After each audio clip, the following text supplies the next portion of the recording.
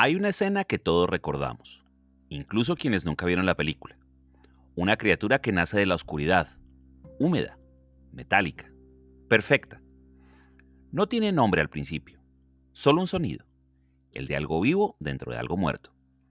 Ese ser, el xenomorfo de Alien, no fue inventado en un estudio de Hollywood. Surgió del cuaderno de un artista suizo que soñaba en blanco y negro. Su nombre era Hans Rudi Geiger y pintaba sus pesadillas para poder dormir. En sus obras, la carne y el metal no se oponen, se acarician. Los huesos se tornan tuberías, los engranajes respiran. Todo late con un pulso húmedo, erótico, incómodo. Geiger no imaginaba máquinas que destruyen, sino cuerpos que se funden con ellas, como si la evolución hubiera tomado un desvío secreto. El resultado es una visión que parece religiosa, pero sin dioses, solo piel, tubos, fluidos y silencio. Su mundo es una catedral biomecánica. No hay ventanas ni puertas, solo túneles que parecen nacer de sí mismos. Allí, cada figura humana está atada a otra, o a una máquina, o a algo que ya no podemos nombrar. Hay placer y dolor en la misma línea, como si el orgasmo y la muerte compartieran un mismo circuito eléctrico. Es arte que incomoda porque nos reconoce. Todos somos criaturas que respiran a través de cables invisibles.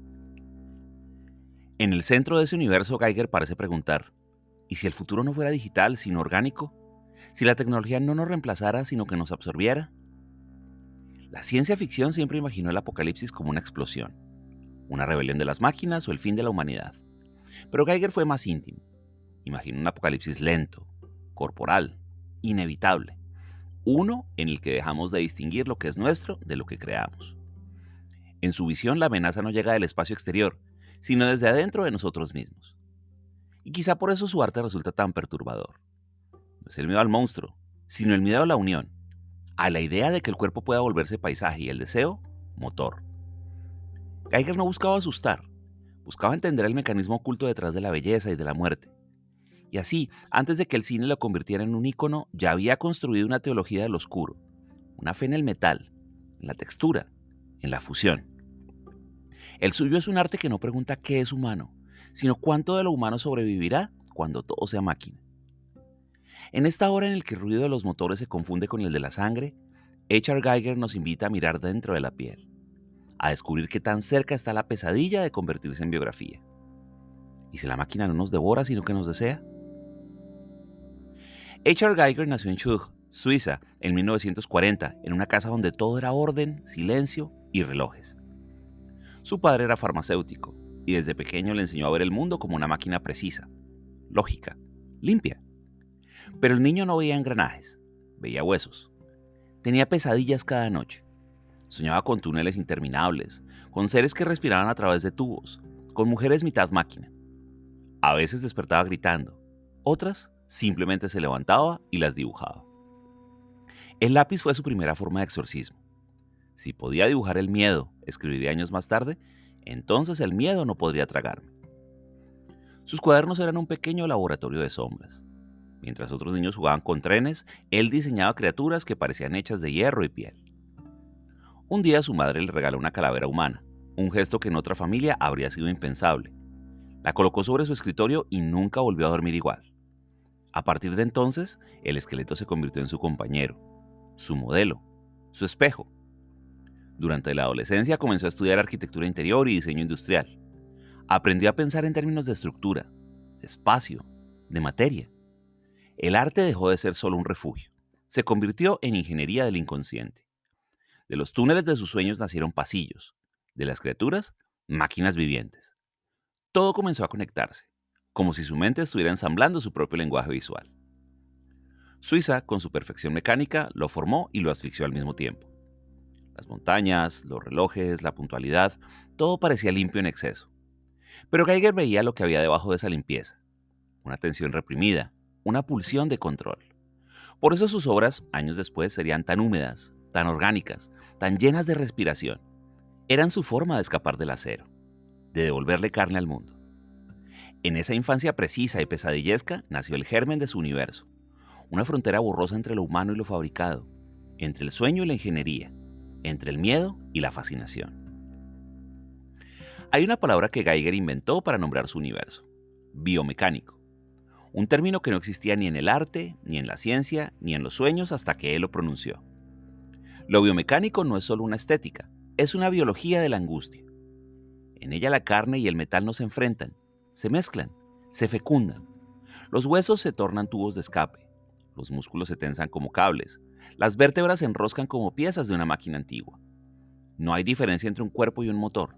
Ambos laten, ambos funcionan, ambos pueden romperse. Para Geiger el siglo XX fue el momento en el que la humanidad descubrió que podía fabricar vida sin alma. La bomba, la prótesis, la computadora, máquinas que imitan el cuerpo pero sin el temblor de lo vivo. Él tomó esa intuición y la volvió metáfora. En sus cuadros los humanos se disuelven dentro de sistemas, se enchufan, se ensamblan, se pierden. No hay monstruos, solo hay fusiones inevitables. Su influencia principal fue el surrealismo, pero Geiger no soñaba con relojes blandos o desiertos simbólicos. Sus sueños tenían textura, peso, respiración. Si Dalí pintaba lo que veía en la mente, Geiger pintaba lo que la mente no quería ver, el deseo y el miedo como parte del mismo circuito.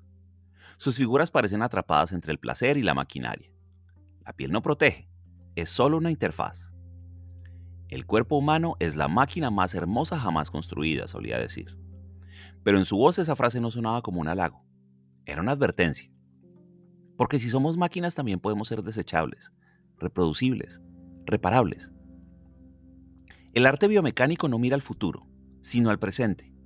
Nos muestra lo que ya somos, híbridos, conectados, dependientes, y quizá por eso nos incomoda tanto, porque en sus tubos y sus cables reconocemos nuestras propias venas. En el universo de Geiger no existe distancia entre el cuerpo y la máquina. Todo está unido por un mismo pulso. Los cables son venas, los pistones respiran, las bocas parecen engranajes. Sus figuras no hacen el amor, se ensamblan. El placer en sus lienzos no libera, consume. Su erotismo es frío, metálico, sin piel tibia ni sonrisa. Es una ceremonia de ensamblaje, un ritual en el que la anatomía se convierte en arquitectura. Hay belleza, sí, pero una belleza que duele. Un deseo que parece no pertenecer a nadie, como si la máquina hubiera aprendido a excitarse sola.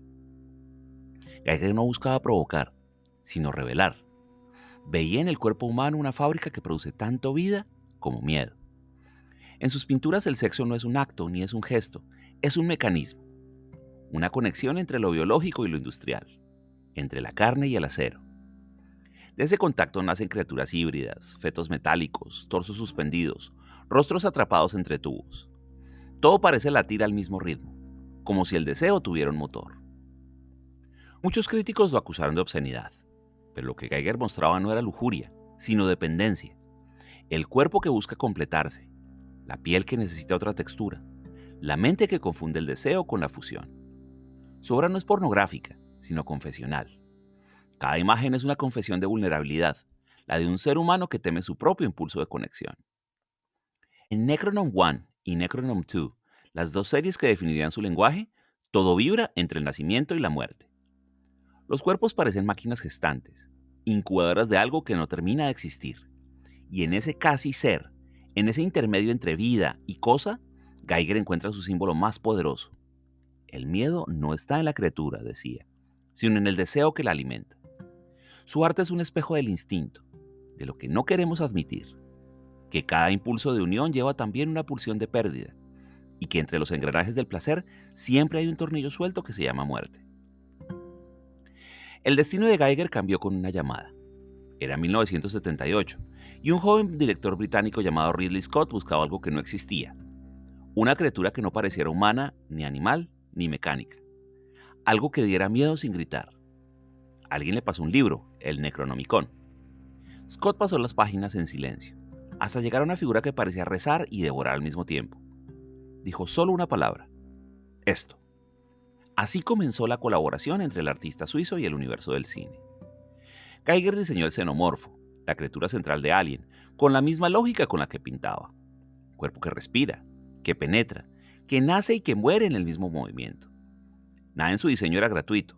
El cráneo alargado, los dientes traslúcidos, el segundo rostro escondido, todo evocaba tanto el deseo como el rechazo. Una figura que produce repulsión y fascinación a la vez. Cuando Scott vio el primer modelo comprendió que no solo tenía un monstruo, tenía un símbolo. El xenomorfo era la forma visible del miedo invisible. El miedo al cuerpo, a la gestación, a lo que crece dentro sin permiso. En la escena más recordada del cine, el chestburster atraviesa el pecho de su huésped en un estallido de sangre y nacimiento. Esa fue literalmente la visión de Giger hecha carne. En los estudios Shepperton, muchos no soportaban mirar sus maquetas durante mucho tiempo. Decían que parecían demasiado vivas. Para Giger, era la confirmación de que su arte había salido del lienzo. Su pesadilla respiraba y el mundo la estaba mirando.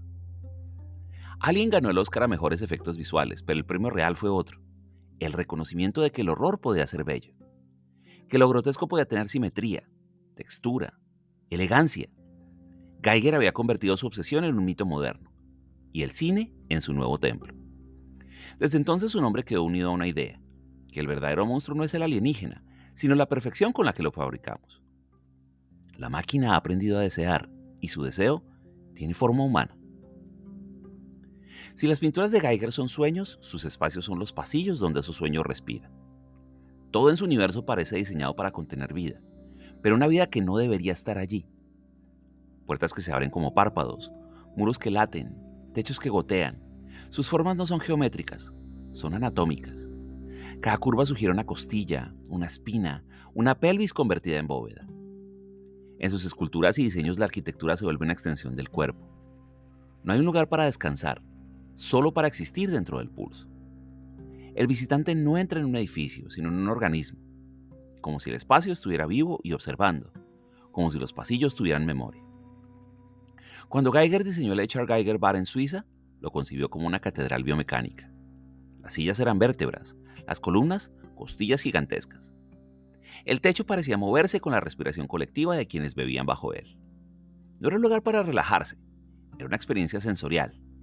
El arte no colgaba en las paredes eran el arte. Su casa, según cuentan quienes la visitaron, era una prolongación del mismo principio. Cada objeto tenía textura, tenía peso, tenía ruido. Incluso los pasamanos parecían tibios, como si tuvieran sangre. Nada estaba quieto, aunque nada se moviera. Ese equilibrio entre la forma inerte y la sensación de vida es el verdadero corazón de su obra. La arquitectura de Giger no busca asustar, busca recordar. Recordar que habitamos cuerpos antes que edificios, y que esos cuerpos también se desgastan, se deforman, se derrumban. En su visión, el hogar no es un refugio, es un organismo que contiene, una cápsula que respira con nosotros, que envejece con nosotros. Mirar una de sus construcciones o entrar a uno de sus bares es sentir una verdad que incomoda. La materia no está muerta, solo espera que alguien la despierte. En la arquitectura del miedo, cada sombra es un órgano, y cada espacio una promesa de fusión. Durante años Giger fue demasiado oscuro para los museos y demasiado artístico para la industria. Sus obras eran censuradas, prohibidas, malinterpretadas. En las exposiciones había quienes salían antes de terminar el recorrido. Otros se quedaban inmóviles, como si no pudieran ni mirar ni apartar la vista. Pocos artistas provocaron tanto rechazo y devoción al mismo tiempo. Las galerías suizas lo consideraban una anomalía, demasiado sexual, demasiado grotesco, demasiado incómodo para colgar junto a paisajes o naturalezas muertas. Su técnica era impecable, casi clásica, pero sus temas parecían venir de un sueño febril. En lugar de flores mostraba cuerpos entrelazados con tubos. En lugar de ángeles, figuras femeninas atrapadas en maquinaria.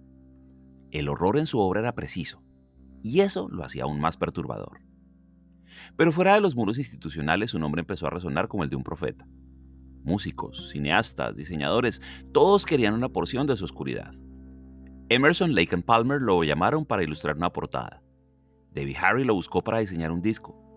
Sus criaturas se filtraron en el cine, en los videojuegos, en los sueños de una generación que ya había dejado de creer en lo natural. En 1998 fundó el Museo H.R. Giger en Guyers, Suiza, un castillo medieval transformado en santuario biomecánico. Entre vitrinas y esculturas, el visitante no sabe si está dentro de un museo o dentro de una criatura. Todo allí parece respirar, como si el propio edificio estuviera absorbiendo la mirada de quien entra. Giger lo pensó como un refugio, pero también como una trampa hermosa, un lugar donde la oscuridad pudiera ser contemplada sin culpa. Su reconocimiento oficial llegó tarde. Ya con la salud frágil, recibió premios, homenajes, documentales, pero para él el aplauso nunca fue el objetivo. Decía, el arte no debe gustar. Si no molesta, no está vivo. Y así, entre el rechazo y la fascinación, Geiger logró lo que pocos artistas alcanzan: ser temido y venerado a la vez. Un creador que no buscó adoración, pero terminó inventando su propia religión. Para Geiger, el arte no fue ni un lujo ni una vocación. Fue un mecanismo de defensa. Desde niño su mente fabricaba imágenes que lo perseguían incluso de día. Monstruos que no gritaban, sino que lo miraban en silencio. Cada dibujo, cada trazo era una forma de mantenerlos quietos. Si podía verlos fuera de mí, escribió una vez, podía seguir respirando dentro de mí. Pintar era su manera de organizar el caos. No lo hacía por inspiración, sino por necesidad. Sus obras no nacían de la calma, sino del desbordamiento. El aerógrafo, su herramienta más precisa, le permitía controlar lo que su mente no podía. Mientras el aire fluía, el miedo tomaba forma. Mientras el color se expandía, el silencio regresaba. Su proceso era metódico, casi quirúrgico. Dibujar no era una experiencia emocional, era una cirugía de la mente. Cada cuadro era una operación abierta, una disección del inconsciente. Y al final, cuando la criatura quedaba lista, Geiger podía por fin dormir unas horas. No porque el monstruo hubiera muerto, sino porque ya tenía un rostro. Esa relación íntima con su propio miedo explica la frialdad aparente de su obra. Nada en ella es improvisado. El horror no surge del caos, sino de la precisión. Y Geiger sabía que lo que más asusta no es lo desconocido, sino lo que reconocemos demasiado bien. Por eso sus criaturas nos miran con ojos humanos, porque el miedo más profundo es el de encontrarnos a nosotros mismos en su reflejo. En entrevistas hablaba poco, con voz baja y frases cortas. No se consideraba un provocador, ni un filósofo, ni un genio. Solo alguien que había encontrado una manera de dialogar con la oscuridad, sin perderse en ella. Para él el arte era eso, un sistema respiratorio, un tubo que conectaba lo inconsciente con la superficie, una forma de sobrevivir a la mente. Pinto para que mis pesadillas no me maten, decía con una calma que parecía ajena. Y quizás en esa frase se resume toda su obra. El arte no como redención, sino como oxígeno. Hoy, mirar una criatura alienígena, una prótesis futurista o un paisaje industrial oscuro es, sin saberlo, mirar a través de los ojos de Geiger. Su huella se esparció como una semilla metálica en cada rincón de la cultura visual contemporánea. Cine, videojuegos, moda, diseño, música, todo lleva algo de su textura, algo de su respiración. Después de Alien, la estética biomecánica se volvió un idioma. Películas como The Matrix, Ghost in the Shell o Prometheus dialogan directamente con su imaginario. Los videojuegos de Doom a Darkseid, basados en sus propios dibujos, replicaron sus túneles húmedos y sus cuerpos conectados. Incluso la música industrial y el metal encontraron en su arte una forma visual del ruido. Korn, Dead Kennedys, Celtic Frost, Debbie Harry, todos lo buscaron. Su estilo no solo ilustraba el sonido, lo amplificaba. En la moda, diseñadores como Alexander McQueen y Thierry Mugler interpretaron sus formas. Corsés que parecen exoesqueletos, vestidos que respiran, pieles que imitan acero. El cuerpo una vez más convertido en máquina de deseo y de miedo. Pero el legado de Geiger no es solo estético, es conceptual. Nos enseñó que el horror podía ser bello, que lo mecánico podía tener alma, que lo humano no se define por su pureza, sino por su mezcla. Sin proponérselo, abrió la puerta a una nueva sensibilidad, una que encuentra poesía en lo artificial y humanidad en el metal. Su influencia va más allá del arte. Hoy, en una era donde los algoritmos predicen nuestros deseos, la visión de Geiger parece una profecía. Nos habló de un tiempo en el que las máquinas tendrían piel y los humanos circuitos. Ese tiempo ya llegó, solo que no se siente como futuro, sino como espejo. Su obra nos advirtió que el progreso no destruye los monstruos, los perfecciona. Y cada que un diseñador modela un cuerpo digital, cada vez que una cámara se adentra en un túnel de metal y carne, el espíritu de Geiger sigue allí, respirando despacio, recordándonos que lo biomecánico no era una metáfora, era una descripción adelantada de nosotros mismos. Geiger nunca quiso ser profeta, y sin embargo su arte parece haber visto lo que vendría.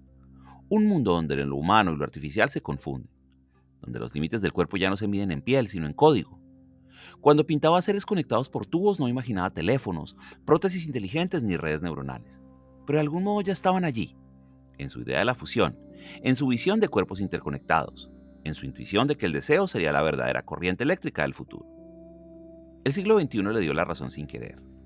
Hoy convivimos con máquinas que respiran por nosotros, implantes que corrigen la vista, algoritmos que deciden a quién amamos, imágenes creadas por inteligencia artificial que simulan emociones. Vivimos dentro del sueño que él temía, o quizá dentro de su obra. Geiger entendió que el horror no vendría del acero, sino de la asimilación. No de las máquinas que nos reemplazan, sino de aquellas que se vuelven nosotros. Su arte, lejos de ser distopía, es un espejo ético. Nos pregunta qué parte de nuestra humanidad estamos dispuestos a ceder por eficiencia, por belleza, por eternidad. En sus cuadros la fusión era inevitable y trágica. En nuestra realidad es deseada. Nos hemos acostumbrado a la comodidad de lo híbrido. La tecnología ya no se impone, seduce. Y eso quizás era la advertencia más profunda de Geiger, que el verdadero terror no es la máquina que conquista al hombre, sino el hombre que quiere convertirse en ella. No temo a las máquinas, escribió. Temo lo que haremos cuando seamos una sola cosa. Hoy cada interfaz táctil, cada voz sintética, cada prótesis que sustituye la fragilidad humana parece una extensión de su pincel. El futuro finalmente se ve como él lo pintó. Hermoso, eficiente y profundamente inquietante. Y quizá esa era su profecía, que la evolución no sería un salto hacia adelante, sino una fusión hacia adentro. Un regreso al origen, pero hecho de metal. Hay algo profundamente humano en el intento de domesticar el miedo. Lo pintamos, lo narramos, lo filmamos, lo vestimos con símbolos para hacerlo soportable. Geiger no quiso espantar a nadie, solo quería entender qué era eso que lo perseguía cuando cerraba los ojos. Y en el intento de explicarse nos explicó a todos. Su arte no es solo una galería de horrores, es una anatomía del alma moderna. Una radiografía de lo que ocurre cuando la tecnología deja de ser herramienta y se convierte en piel. Cuando la perfección reemplaza la emoción. Cuando el deseo se programa. El siglo XXI está lleno de lo que Geiger temía. Pantallas que laten, inteligencias que sueñan, cuerpos que se rediseñan para no sentir. Y sin embargo también está lleno de su belleza. El brillo, la precisión, la quietud del metal que parece respirar. Vivimos sin darnos cuenta dentro de su cuadro más grande. A veces se dice que el artista crea mundos para escapar del suyo. Geiger hizo todo lo contrario. Creó un mundo para entender el que ya existía. Uno donde el miedo y el deseo son el mismo impulso disfrazado. Por eso su obra no envejece, porque no habla del futuro, sino de lo eterno, la necesidad de tocar lo que no comprendemos. En sus lienzos la muerte no es el final, es una textura más, un circuito dentro de la gran maquinaria de lo vivo. La carne se transforma, el metal se curva, la forma sigue. El horror se disuelve en simetría, y de pronto entendemos, no hay monstruos en el universo de Geiger, solo reflejos. Quizá por eso su arte nos resulta tan hipnótico, porque en el fondo nos muestra cómo nos vemos cuando dejamos de fingir que somos distintos de lo que creamos. Porque sus criaturas no nos atacan, nos imitan. Son nuestras proyecciones, nuestros futuros posibles, nuestras pieles sustitutas. Nos miran con ternura y con lástima, como si supieran que tarde o temprano todos terminaremos pareciéndonos a ellas. Quizá Geiger nunca pintó monstruos desde el inicio, sino retratos de nuestra futura anatomía. Y tal vez eso sea lo más inquietante de todo, que el arte no nos salva del miedo, solo nos enseña a convivir con él, a darle forma, a respirarlo. La música se disuelve en un zumbido bajo, metálico, un latido que podría ser un motor o un corazón. Y en esa ambigüedad, en ese punto exacto donde no sabemos si seguimos vivos o ya somos parte de la máquina, termina la pesadilla de Geiger. O quizá apenas comienza la nuestra. Gracias.